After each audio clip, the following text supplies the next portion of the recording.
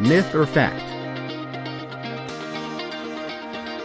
Is cracking your knuckles bad for your joints? Maybe not. Cracking knuckles might not lead to arthritis, but it's a good idea to ease up on the habit to prevent potential joint strain. Get healthy with me and subscribe to our channel at Reality Root.